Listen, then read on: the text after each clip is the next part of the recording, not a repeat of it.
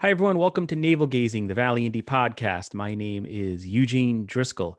Today, my guest is Sharon Closius, the president and CEO of the Valley Community Foundation. Hi, Sharon. Welcome back to the podcast. Thanks, Eugene. It's always great to be here with you. And joining Sharon, making his first appearance on this podcast, is John Zseller. He is the Scout Executive of the Housatonic Council of the Boy Scouts of America. Welcome back to the no, not welcome back. What am I saying, John? Welcome to the broadcast, John.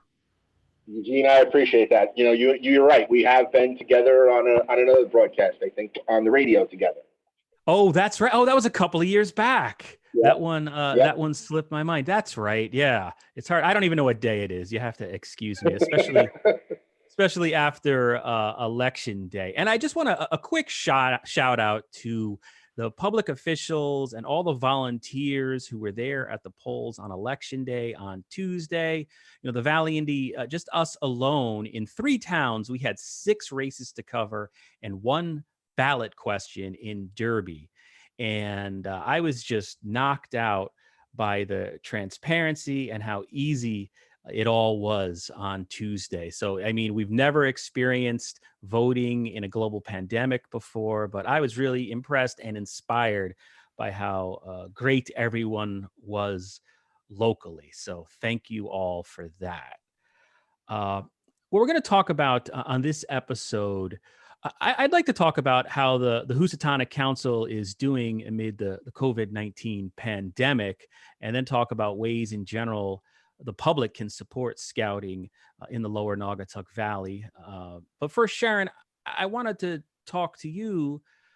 You, as everyone knows, has your finger on the pulse of what's happening with nonprofits in the Valley. So I'm wondering, with the pandemic now resurging over the last few weeks in Connecticut, how are Valley nonprofits doing? What's a realistic assessment of how our nonprofits are doing financially? What are you hearing? What are they doing to cope, Sharon? Well, thanks, Eugene. I think that what I'm hearing is that our nonprofits are figuring this out. They are so incredibly resilient of trying to say, okay, what can we do to make this work? How can we serve our constituents that need our help and our support during this time, probably more than ever. But also, we knew that this, surge was going to happen again. Didn't know, of course, how bad or how it's going to be. And we still don't know throughout the winter what's going to be happening. So we are still collecting funds for the COVID-19 response and recovery fund, because we know our nonprofits are going to need the help and the support when we get on the other side of this pandemic, where they're trying to get into more of the recovery mode of, okay, we depleted a lot of our reserves. We are, down so much in our revenue. So we anticipate that these nonprofits are going to really be needing the support and the help in the coming months, actually in the coming years. 2 years probably will need aid in this recovery, because at some point the federal and state governments are going to be coming back on their support. And I don't even know, some of the nonprofits don't even get federal or state support. So it's those ones that are really in need of support. And then, Sharon, what are some ways someone listening to this podcast can help out? Where can they go today to help our nonprofits that obviously do a ton of work in the Valley? Yeah, I would actually have people stop and think about their favorite nonprofits, what nonprofits have been doing work that they really admire, and that they know that other Valley residents that probably have more need than they have could use that support, whether it's a food bank, whether it's the scouting program or team with Meals on Wheels, any of those nonprofits. I would, either one, give directly to that nonprofit to be able to support their general needs. You could give to the COVID-19 fund, which is what we have at the community foundation, but it is that collaboration between the Community Foundation, the Valley United Way, the Chamber, and the Health and Human Service Council. So there's one fund that has been established so that nonprofits will be able to go out and apply for grants from that specific fund and, you know, be able to help that way. So I would look at those different ways of being able to help. And, you know, when you brought up the vote, I'll tell you, when I was in line, I was thinking I should have volunteered for, you know, the assistance on that day because there were so many people. And, you know, volunteering, if you find that your organization that you like can use volunteers, you know, approach them, because a lot of them had to lay off people. And they're maybe shorthanded and could use some volunteers too. That's good to hear and great advice. And then, John, in terms of the Housatonic Council, I mean, this is one of the backbones of the Valley. Just as an observer, I'm not from here. I guess I've lived here about 15, 20 years at this point in Derby. And it's definitely a backbone. It's a staple here in the lower Naugatuck Valley. How has the pandemic, now something we've never experienced, impacted your organization specifically? Unfortunately, greatly in many ways, but in other ways, it's been an opportunity for us. Where it's affected us is we weren't able to run summer camp this year. So for the first time in 60 years, Camp Strang was quiet. Nobody was in Goshen, Connecticut, enjoying a summer away. Our units have not been meeting. If they've been meeting, they've been meeting by Zoom. Those are the unfortunate parts. So that weekly meeting that we normally have is not happening. What's good? What good has come out of it? Well, scouting is returning to some of its basics, and our units are starting to meet once again and doing more outdoor activities. So if you follow us on our Constant Contact that we send out, our weekly newsletter, we're putting up photos of our units actually doing activities outside, taking hikes. We had one unit that did a rain gutter regatta outdoors.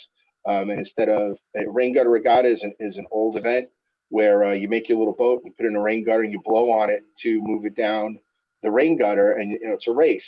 Well, one of the units came up with an idea of using hand fans rather than blowing on them, so to move the regatta. So it's helping our units think in a different model to provide programs to our youth.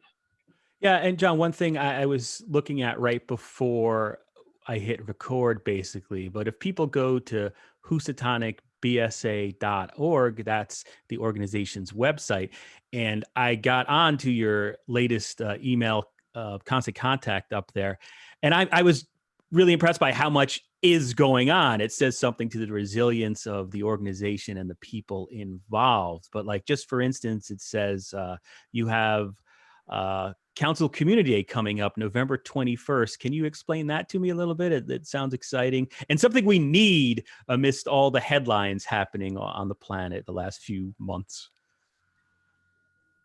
Sure. So as it says in there, what we want to do is get everybody together on one day. You know, we've had to cancel 2 camporees, cancel summer camp. It's been unfortunate for our youth who enjoy those events. They get to see everybody who's involved in scouting.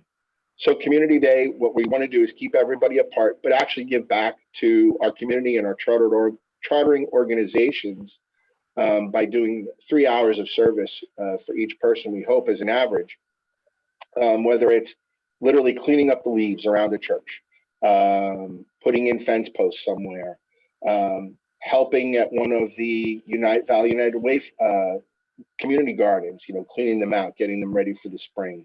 Any opportunity we might have to work with our charter organization or community partner to donate some hours and have our youth continue to experience service. And we think one day is a great way for us as a whole to donate a lot of hours to the community rather than in individual projects.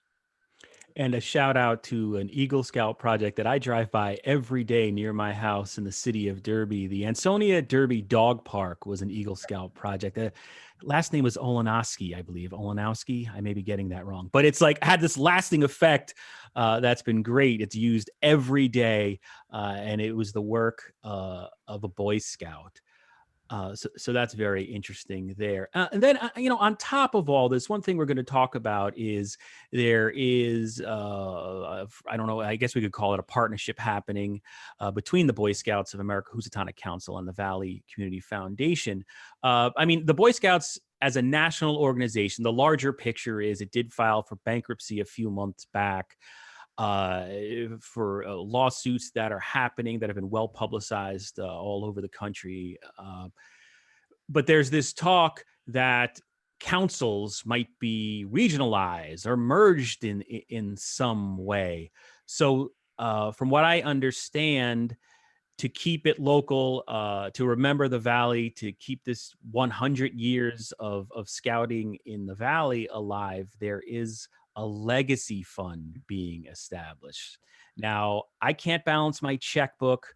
What is a legacy fund? I guess, Sharon, and then we can go into exactly what this legacy fund is and how it will benefit the Boy Scouts. Well, a legacy fund, especially in this concept, is because the Housatonic Council is one of our Valley legacies. I mean, it has been around for 100 years, and there's a lot of people that have gone through scouting in the Valley, that live in the Valley and outside the Valley. And so John and I were talking about the importance of, this scouting, as John just got done talking about, the work that they're doing with the youth of volunteering and working on different projects like the one you talked about with Eagle Scouts. John can tell you how many Eagle Scouts there are that came out of the Housatonic Council, but it's so impressive. And we want to, make sure that scouting is always going to be available to the Valley youth. And so this legacy fund is a permanent fund, and it is hopefully the recipient of estate gifts. When somebody wants to leave, a certain amount of money in their will or their IRA beneficiary, not the whole thing, even though John, I know, would love to have that whole thing, but some people might say, well, I'll give $1,000 to the Scouts or $5,000 to the Scouts, but they give it to the community foundation for the benefit of this fund. So that way the fund their gift is completely protected against any mergers or any mergers basically is what we're concerned about, because if there is a merger, most likely the assets go and get combined into the successor organization. And we wanted to make sure that what is here for the Valley stays in the Valley and to benefit scouting in perpetuity. So the gifts would come to this fund at the Community Foundation to be protected for the scouting. And then, John, what's the specific name of the fund that's been set up? So we call it the 1920 Society, and the reason for the name is in 1920, that was when the Housatonic Council was originally formed. And then in terms of how, what's your view on this fund? How did you decide to set it up, and how will it benefit scouting here in the Valley, John? Yeah, so the fund was set up specifically to make sure that funds stay local within the Valley. Housatonic Council, unfortunately, for a number of years, has always been the talk of merger talks. As we watch all organizations combine because they need to consolidate employees, there's not enough folks to serve. There's constantly a discussion of, hey, we should merge with Housatonic Council. And the Housatonic Council executive board and members of the council have always stayed strong to say, no, we need to stay independent. We are successful. We do our job well. Let's keep doing what we do. So could it eventually happen? unfortunately, in this day and age, who knows? You know, we talk about nonprofits and their struggle during COVID, and just the struggle in general of all nonprofits.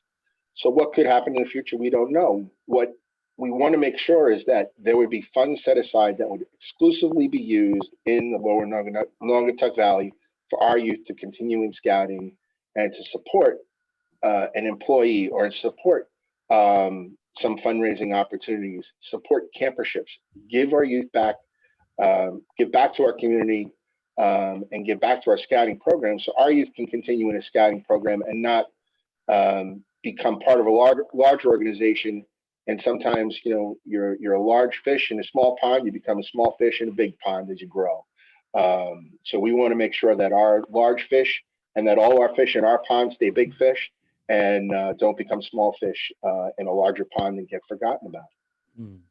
And I was watching the video that was prepared to sort of an informative video that was prepared for this fund newly set up at the VCF. And I think it said there were 2,000 Eagle Scouts over the past 100 years. Is that correct?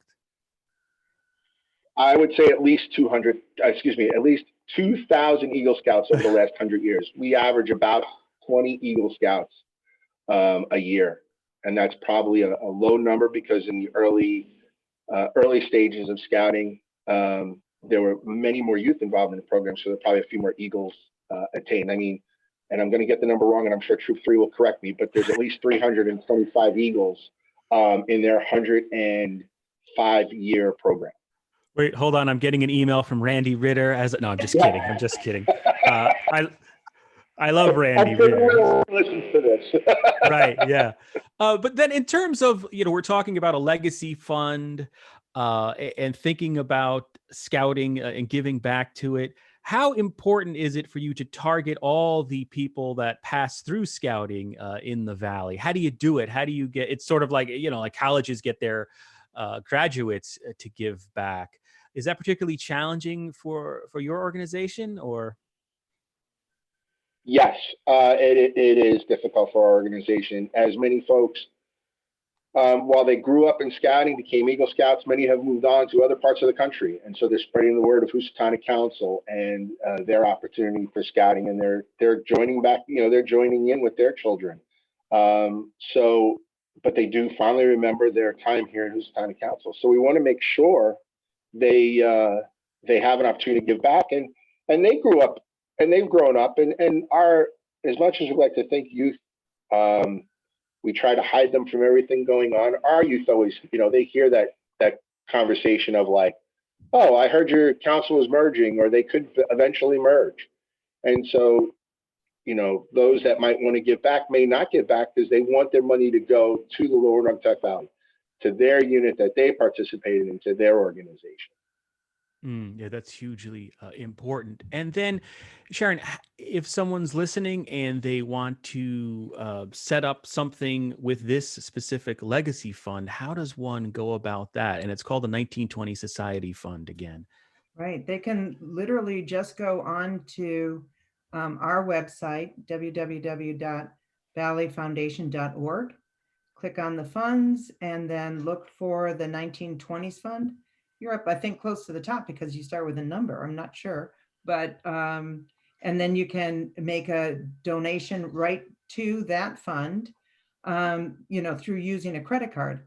But if you wanted to do a stock gift or find out how you can put this fund in your estate plan, give me a call and I can help you through that. We can do stock, we can take IRA distributions to this fund. You know, some people at the end of the year are looking to say, okay, how can I do a disbursement from my IRA? And they can do it directly to this fund because of the type of fund it is. So to give the community foundation a phone call would help too. And then I suppose in general, for a long time now, the valleygivesback.org has been a sponsor of this podcast. And so I've been saying the phrase plan giving for a while, but that's another resource for people if they want to find out different ways of giving. Yeah, the Valley Gives Back website is a resource for people to be able to explore the different ways of giving back. and primarily giving back through their estate plan or through their IRA, like you're saying, a planned gift. You know, if they want to give, say, to the Housatonic Council, a portion of their life insurance. Maybe they have a $100,000 life insurance. They could actually say, I would like 1/10 of this to go to the Housatonic Council. And so going to the Valley Gives Back, kind of that website gives ideas of how things work, you know, to do trusts or just even these simple type of gifts that people don't think about doing. If by the end of the year, we still have, excuse me, appreciated stocks, you know, that's one of the reasons why the Community Foundation has a relationship with all of our nonprofits, because we can accept securities and stocks for our nonprofits, because many of them do not have that capacity to, you know, work through that process, and we can do that for them. Gotcha. And then, John, just in terms of your numbers in general, you had mentioned that I guess in general participation is down compared to what it may have been years ago. I mean, correct me if I'm wrong, but in general, what's the trend you're seeing? And I know, you know, in the middle of a pandemic, it's got to be challenging. And what's the council doing to try to get more people involved? Sure. So yes, unfortunately, it's been trending down. Part of that's changing in the population for the valley. You know, we always hear that there are unfortunately folks that are moving out of the valley, but so that obviously brings less youth. And then just in general, families are having less children than they did years ago. So that also reduces our total available youth. What are some of the things we've done? Well, in the last year, folks may not be aware of this. The scouting program has the opportunity for young ladies who might be interested in joining the scouting program. So traditionally, when it still comes under the banner Boy Scouts America, that is our name. However, our traditional Eagle Scout youth are now called Scouts BSA, and that is for both young men and young ladies. And actually in 2020, on February 8th, we will be announcing the first class of young ladies who have become Eagle Scouts. Unfortunately, there's no one here in the Valley right now, but there's still time. So we hope that we'll have someone who has achieved that rank. But across the nation, there will be a number of young ladies that are honored with the Eagle Scout rank. In our Cub Scout packs, we have already young ladies participating. We've had them participating since September of 2018. And what we're finding is that everybody enjoys it. Both the parents and the youth are enjoying it. For our young ladies, it's always been that, you know, my brother's been involved and I thought they were having fun and I wanted to do it with them. So it's been an opportunity for us to open scouting up to the entire family and let everyone participate and let the young ladies earn rank and earn badges along with the young men that are participating. So that's been an opportunity for us. And then in addition to that, we're also trying to, advertise, get as much information out to everybody about what Scouts do and how anyone can participate. And we're looking forward to once we're able to get outside. Scouting is very interactive, and that's one of our biggest issues. We're so interactive that when we all got shut down and put in our homes, everybody's like, well, how do we run scouting? And so many of our units went to Zoom calls. And much like school, that lasted for a while, and then everybody's gotten kind of bored with Zoom calls. But they're trying. And then we've moved now to this more outdoor opportunity, and that's brought a number of our youth back.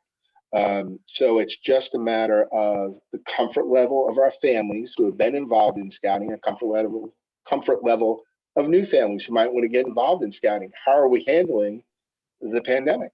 And so that's why we really want our units, and our units are doing it more outdoor events so that the youth can remain physically distant, but have fun while participating with their friends. And if a family wants to learn more about the Housatonic Council and the local troops and the Cub Scouts and all that good stuff, where can they start? Sure, there's two places to start. One, if they're interested in joining, they can go to beascout.org, beascout.org. or to our website, HousatonicBSA.org. Okay, and I think maybe we'll close out. I saw on the VCF website a few months ago, and it was sent to me, and then I promised, oh, I'll share this on the Valley Indie website, and then I never did because that's the story of my life. I'm sorry. But the VCF digital annual reception, you can check out at valleyfoundation.org. It's a well-produced, very informative presentation. How did it come about, Sharon? Oh, thanks for asking that question.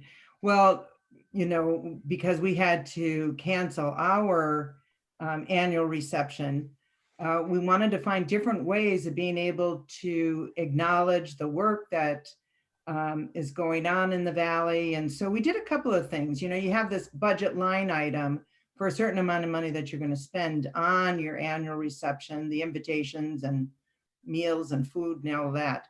So one of the things we first started doing was to actually give back to those first responders, those individuals that had put their lives on the line as far as the initial COVID response when we first had this experience back in March and April. And then the next thing we did was to say, we need to acknowledge all of our new fund holders. And the 1920s Fund is one of those new fund holders. So what we did was we said, okay, let's just put our annual reception together in video takes. So if you go to our website and you click on it, you can go, you can see me just do an introduction, or you can go to our board chair to see his overview of what's going on, or our program chair talking about our grants. But then you'll see all of the new funds that were established and the stories. And they're just little 2-3 minute segments of what that fund is all about. And I would just really encourage everybody to go and take a look at those, because some of those stories, and you're just going to really be moved and touched by some of those stories. And a lot of those people, you're going to know who they are. You're going to know the scouts, and you're going to know a couple of others that are there, the Shelton Land Trust, the Oxford Land Trust. They all established funds this past year. And we want to make sure that we were thanking them properly for that. And that's valleyfoundation.org. Those are all the questions I have for this broadcast. John, is there anything else you wanted to add about the Housatonic Council?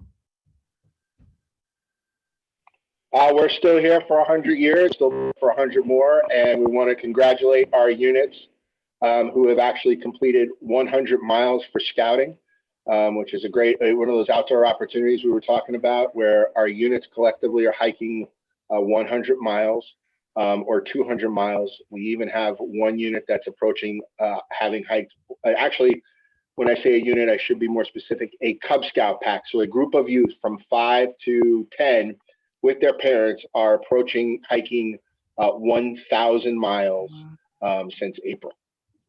Wow, that's amazing. Yeah, that's tremendous. Thank you. And Sharon, is there anything else you wanted to add before we sign off? I just want to put in another pitch for our wonderful Valley nonprofits, that they need your support now more than ever. And you can do it in a number of different ways that we talked about already. So, and I can't say enough about John and the Housatonic Council.